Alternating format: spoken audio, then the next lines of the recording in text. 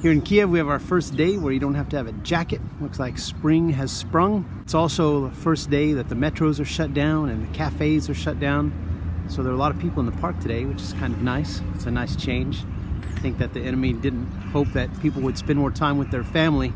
So last night I had a dream that we were fleeing before the approach of the Antichrist army. And in this dream, I was very busy doing some different things. So were other people.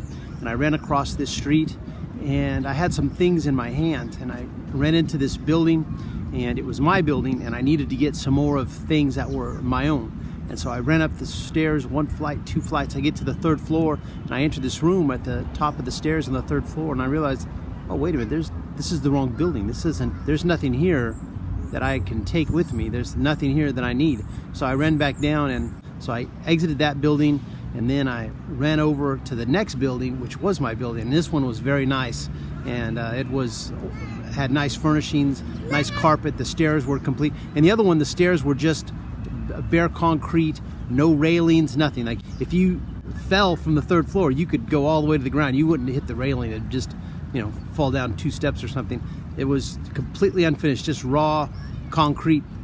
And so, but in this next building, everything is very nice. It's a very nice looking home. Everything's well built.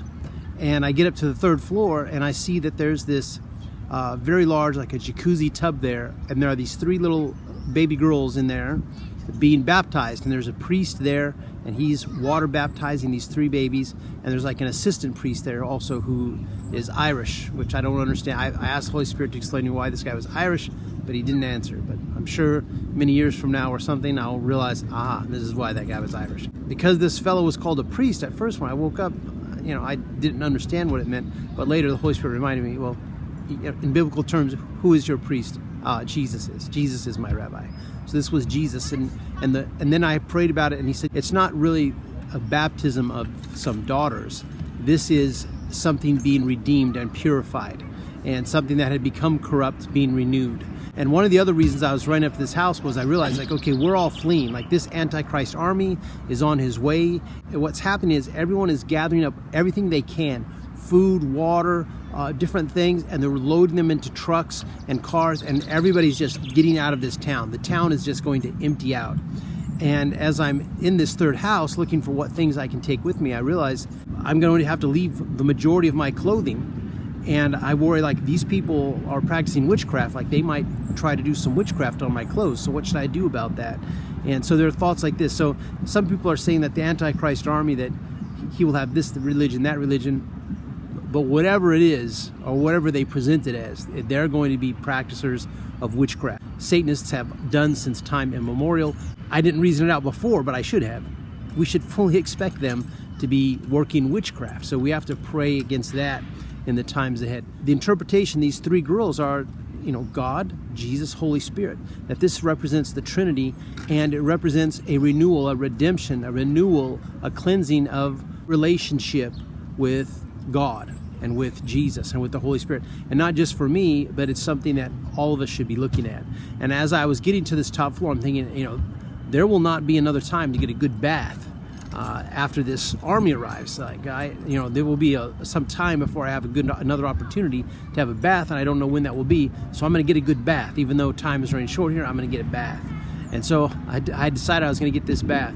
There were other things in this dream that just showed that, as in other dreams I've had about these end times, that people don't completely get set free from everything, and that amongst the community there will be people who are still into sexual perversion, adultery and whatnot, and also people who are into making bad jokes and stuff like this. So there was some other things going on in the dream, but the main point of this dream was that the Antichrist. See, I didn't see the Antichrist in this dream. I've seen him in another dream, and in that dream, he had basically a flawless complexion. Like I have this little mole here. He didn't have anything like that. Just this light brown skin, like a light caramel color, very light, and dark black hair, thick hair, coiffed back.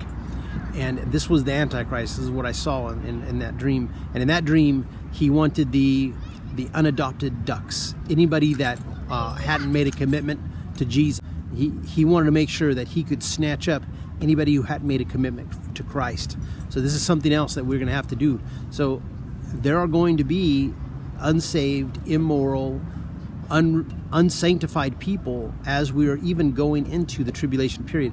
And we need to be prepared that we can know how to preach to those people, maybe memorize some scriptures that you can present to somebody on the fly with no Bible. One of the main message, though, of this dream is that the first house I went into, that represented the things in this world. Like in this world, I haven't built anything to any great level. I have not built up a business that can do anything. And the Holy Spirit said, I want you to see you went up into this building, there was nothing there for you. When the tribulation comes on the world, the things that you've built in this world, those things aren't going to help you. That's what he said. And I was carrying these other things, and they were like different sizes and things, and they had these really nice colors and patterns on them. And I had this big thing. It was shaped, I can't even explain to you the shape, but it was covered in white and red. But anyway, the Holy Spirit said, these are gifts. These are gifts of the Spirit. That's what you take with you.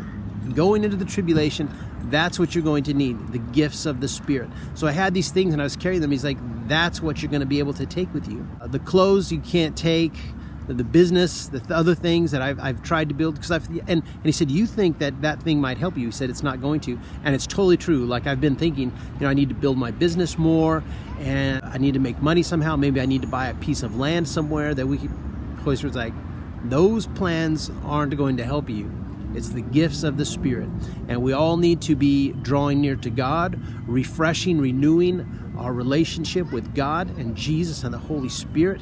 We need to get in there, and that's what's going to help us. There's somewhere, I'm going to paraphrase here, money and wisdom can give you a good life, but only wisdom can save your life. So this is the man from Modesto reminding you as always to pray.